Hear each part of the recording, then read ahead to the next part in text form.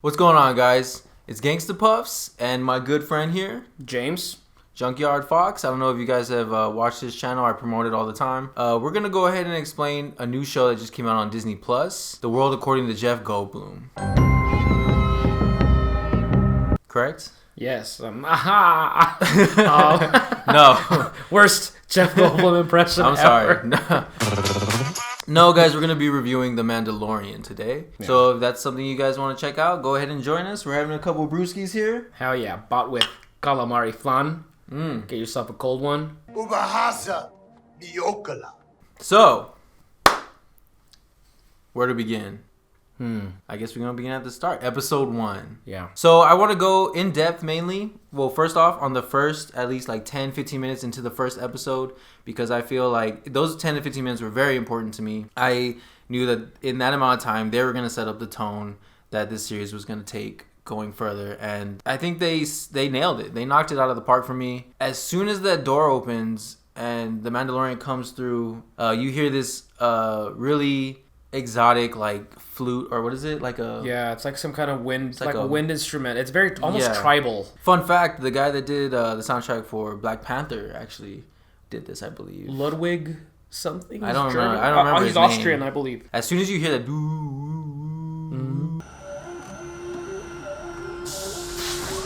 And it's different because a lot of people were complaining because how come John Williams didn't do the score? Guys, this is not a space opera where we're dealing with Jedi and people with British accents in Coruscant, some fancy planet. We're in the slums of the galaxy, the gutters of the little corners. planets. Exactly, and you're following a bounty hunter.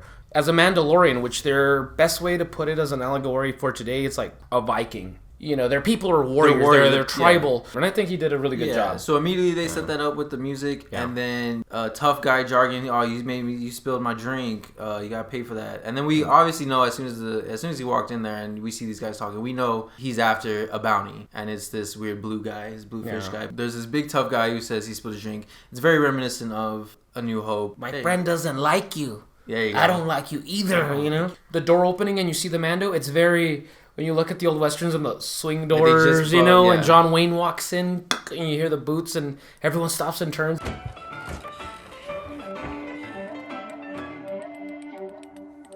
Does he evaporate the first guy? No.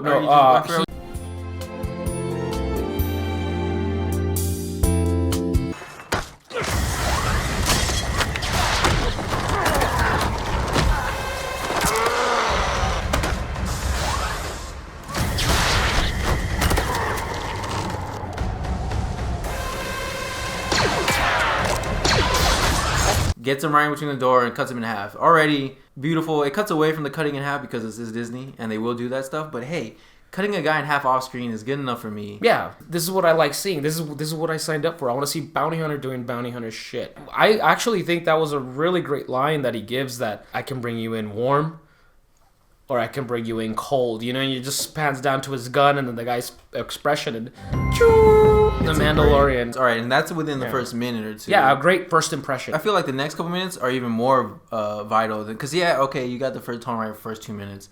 Big whoop. Let's see if you can carry it a little bit longer than that. They have to get across some frozen lake to get to his ship. There's this skiff that has a droid pilot. Mandalorian doesn't like that. Mandalorian doesn't like droids, apparently. Racism. And that's common in the galaxy. A lot of people don't like droids for obvious reasons. And we come to find out one of those reasons later. So he gets another driver, takes him to the ship. They get in the ship. He's flying away. So the guy goes snooping around the ship like an idiot. I'm not going anywhere, so, I'm not dangerous. Because he's a wimpy guy. He's definitely not like a thug. He's not a threat physically to the Mandalorian, so he's like, I'm going to go to the restroom. Then he starts snooping around. And then we get him pushed into a carbonite freezer, which is something the guy was like all talking about. He's like, I was hoping I'd be free for Life Day, which is another funny fun fact because Life Day was first introduced in the Wookiee holiday. The holiday special. I don't know if you knew that. In fact, today is Life Day. The day of filming today is the anniversary. Happy Life Day. Here, Happy Life Day. Cheers. Happy Life Day, everyone. The spirit, you'll be celebrating Life Day before you know it. Come on, Mala, let's see a little smile. Come on. I'm getting your message. Are you getting mine? Oh, we are excited, aren't we? Anyway, so I was talking about how he pushes him into the carbonite freezer. These are very iconic to Star Wars. They always are reminiscent to when Han gets frozen. So already, big bounty hunter thing. Cool bounty hunter freezer. He's got it. And not only does he freeze him, he's got like 5 other dudes or 4 other bounties already frozen in carbonite. So you know. He's in for a payday. Okay, so another big scene. This is within the first 15 minutes as well. We meet Carl Weathers' character. Mm-hmm. I forgot his name. I don't know what his name was. I don't know if we got his name. Brief Karga? I know his last name's Karga. Oh, so we come across this character, very cool. Carl Weathers looks great. Yeah, great actor. Yeah, he just has so much like charisma. Back so soon. Yeah, he has a lot of presence. Yeah, I really like him. I mean, ever since Dylan in Predator 1. Dylan! You son of a bitch. Yeah. Son of a bitch. Yeah. Dylan's chilling, and the Mandalorian walks up, hands him 5. Carl Weathers offers the bounty hunter payment, which is very important. Mm-hmm. You're a bounty hunter, you want to get paid. So he gives him Imperial credits. They say Imperial credits aren't good anymore. This is after 5 years after. He's like, these are no good. He's like, you can still buy shit with them, just not, the best shit. That's such a taste of reality. Yeah. When regimes fall, very good. Money loses value. Hell, it fluctuates, and so I thought that was a really good taste of one, reality, and 2, to really show kind of desperation. This isn't a Jedi that everything's government funded. These Jedi in the prequels weren't starving. Yeah, and he might be the best around, but he still has to worry about how he's getting paid and exactly what kind of currency he's being paid with. Because there are different types of currencies. So yeah. What happens after that? He goes after to the that planet. he goes no after that he gets the job, and it turns out they're Imperials, and these Imperials are just beat to hell. Yeah, he walks to a room and the first thing you see is 4 stormtroopers, and you're like, we just see a stormtrooper turn around and he looks busted. It was a shock to me to see, but I was very easily able to work out why there are still stormtroopers around. Little remnants here and there that are still holding on. And the guy was very cool. I don't know the actor's name. Werner Zurg. He was a badass. I love his voice. I love his demeanor. Like everything about that scene. Yeah. I ate it up, man. When he's just sitting there talking to him about this mysterious bounty. Yeah. Grief Karga said you were coming.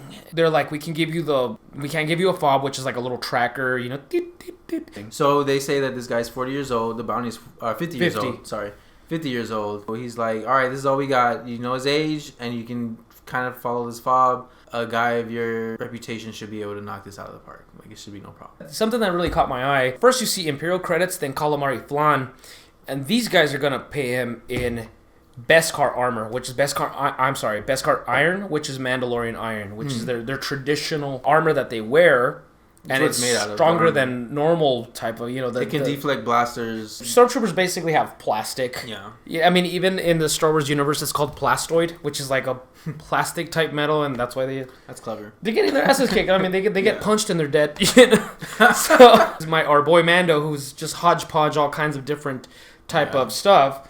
Check this out. You see the Mando's his right shoulder is very similar to a Scarab Trooper. Oh, wow. I didn't notice that. So you know that he doesn't have, a full Mando armor, and you could tell that it's something important to him. Their armor is like everything. Like some people in some parts of the canon, like the girl Sabine Wren in Star Wars Rebels, she says her armor is 500 years old. Now, they can melt it and remake it. If you're a guy, if you're a girl, you got to switch your armor up. Yeah. And then the Empire comes and just jacks your ass. They just take all your shit that meant everything to you. That's fine. And there's more if you. He says he has something. In subtitles, it's a weird word. Cartolum. It's a weird word, but you figure it's like a cart or it's like a crate. He has like a crate. He has a good amount more of this Beskar stuff that he will give them on delivery of this bounty. Yeah. So with this armor, with this Beskar metal as a down payment that he gets, he goes immediately. He doesn't waste a goddamn second. He goes straight to his resident female bounty hunter, or no, she's not a bounty hunter probably, but female Mandalorian in this like secret. It's like section of the city. Sewers of the town. She like goes through it. She's like, "Oh, I can make you something cool from this. I can make you a pauldron." From me, he's like, "All right, cool. Make me a pauldron." We go into this scene where she starts hammering away, melting it, saying, "This is great. You got enough here to even give to some away to foundlings." The foundlings. He was like, "Oh, cool. I was a foundling, bro. So word up." Yeah. Give it to your community, man. Get paid for it. Yeah, and he gets his pauldron made. But as the blacksmith is making it, every strike of the hammer, there's a flashback scene, a really short, really quick flashback scene to his past. So this is where we get a little inkling of who this guy is and what he has gone through. It's the droid army from back in the prequels, the Clone Wars era. There's droids destroying his hometown, and you can just see him and his family running for their lives, and they like hide him somewhere, very much like in Rogue One when they hide Jyn Erso. When they hide Jyn, it's the same thing. They hide him, put him in a hole, and they hide him. And that's how he survived that, apparently. Not only did we get a cool scene of him getting a new piece of armor that's gonna resonate in the future. Like, this piece of armor is... Any piece of armor he gets made by that metal stuff, by that Beskar, is going to be... improve his likelihood of survivability tenfold. This scene was my favorite scene in the whole show. I think it's probably, even with episode 2, but still my favorite scene in the whole Mandalorian. You get a sense of community. He's not Boba Fett. See, Boba Fett was a loner. His only family was his dad, who's dead now, and his dad was a loner. So Fett is this sociopath, bounty hunter, solo lone wolf guy over here, but Mandalorians are very community oriented, family oriented. Especially now, knowing that all they got is each other now. Yeah, and what tribe are you from? That kind of stuff. I got a lot of Predator the signet. vibes. She says something about a signet. Has your signet been revealed? And he's like, not yet. It will be. We don't really know what that means. Trying to get through this episode. Yeah, all right. Because there's still so much to talk about. He goes to the planet where he follows the fob, finds Nick Nolte's character, this cool little alien guy. First he encounters the blurgs. He encounters the blurgs. Almost gets eaten by one. That scene was a little funny to me because I was like, come on, it downplayed his toughness a little bit for me because he got his ass handed to him by these blurgs, dude. This running piranha. He got his ass handed to him. A lizard piranha cow thing. He would have died. That would have been the end for the Mandalorian if Nick Nolte's character didn't show up, which made me a little sad because I was like, we just showed that he was so tough, and now we just looked like he'd get taken out by two random wild animals. You're right. I agree with you, and I disagree with you. Okay. Okay. So hot take. Because I like the mortality of this guy. How did they show this guy can fucking die like this by a fucking meat-eating cow?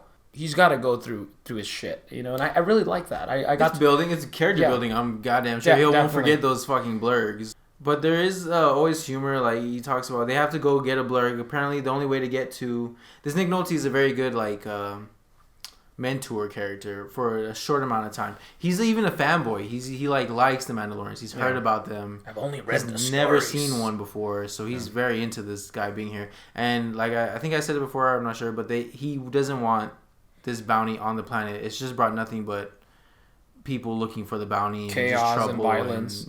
So he decides to help him out.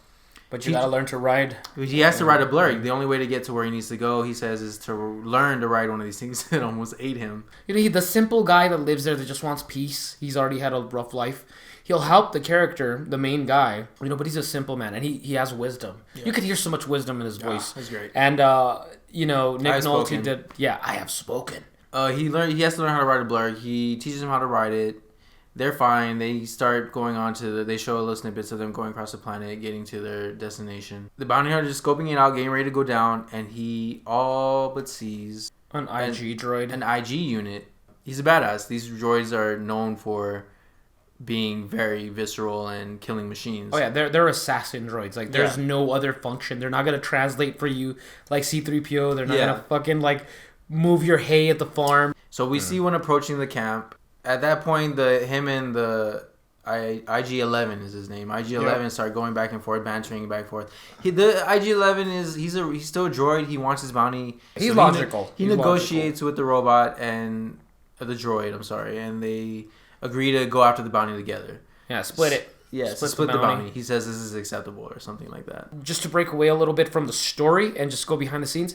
I really think that this is where the fucking effects shine. Just seeing that IG So they fight. They have a firefight. They get through the crowd pretty easily. They do struggle, but they get lucky because they bring a automatic. It's like a turret. Yeah, like a turret gun. And the Mandalorian's very quick on his feet. He knows to get on that gun as fast as he can. He does. And he takes out the remaining soldiers. So, and the whole time it's very funny because the IG-11 unit, because they're known to be kind of comical sometimes. Droids are always kind of comical innately. He's like, all right, we're going to die. This doesn't look good. He's like, I'm going to detonate. And he's like, no, don't do that. So he's like, okay, I won't detonate. Stand down. And then he's like, I'm going to detonate. He's like, no, don't do it. He's like, all right, I won't detonate. So then they find a way to open the door to where the bounty is. They've killed everybody. They look down in this little like capsule looking thing. The Mandalorian's like, I don't get what's happening. He's supposed to be 50 years old. And then the IG unit's like, species age differently. So, because what he's looking at and what the world has taken by storm is little baby Yoda. Mm-hmm. That has been the name coined for him. And the IG unit's like, all right, we found him. No, he's like, my instructions were clear. Terminate. So the plot thickens because he might have not been hired by the same people. And then you hear a gun blaster go off, and it's the Mandalorians into poor IG-11's head. Yeah. And IG falls flat dead. And then we get the first glimpse of little baby Yoda. Yeah. We can tell that the Mandalorian has found a softer side in him. And he's for a second. It ends with like him and then you see the little last thoughts. Let's do like last recap on what you think of the Mandalorian. The first episode blew me away, dude. I was very impressed. I was so happy I didn't get the vibes that The Last Jedi gave me. Like I'm telling you, the details were there for me, so that's what I was looking for. The music, a big thing with me is the soundtrack and music and sound effects, and it was all there across the board. I was excited from the get-go because I love the whole bounty hunter thing. Now, one thing I do got to say that I am a little bit bummed out, going back to the fact that I am a big Boba Fett fanatic, is for a long time I kept holding on to the 1% chance that this is Boba Fett 5 years after, falling into the Sarlacc, so he lost all his money, and he's got to make his way back up. He's had to get new armor. So I was holding on to that little twist. Like, it is going to be Boba Fett. Me too. I'm pretty sure it's not. He doesn't sound like him. He's got more of a heart than Boba Fett does. You see flashbacks where he's obviously not Daniel Logan, the actor. Yeah. So it's obviously not him. I was the same way, man. But he's a likable guy. But anyway, guys, that was our first takeaway from the first episode. We kind of went really in depth on a lot of that stuff. Yeah, and we're gonna go on to review the second episode. So if you like this episode, give it a like. Comment with some of your thoughts about the episode, what you thought, if you guys liked it or not. I would like to hear if you didn't like it. I would love to hear. I want to hear that. Like, what do you not like? Because I would love to. Star Wars fans are so hard to please because we're so splintered these days. Because maybe there's something we missed. Maybe there's something that's blatantly wrong and dumb about this new season or this new episode. But I loved it. Disney Plus. You got a subscription for at least as long as this show is going for. Yeah, definitely. Me too. And then now every new episode coming out every Friday. Sponsor us, The Mandalorian, Disney Plus. Get me a helmet. Oof. So give me some Beskar. Get us some Not that Beskar. Imperial Beskar, though. I want the straight up. Weak-ass, Reggie-ass Beskar. Home planet, just fresh dug up from the mines Beskar. Oh, yeah. All right, guys. Appreciate you watching again. This is GangstaPuffs, Junkyard Fox. We have spoken.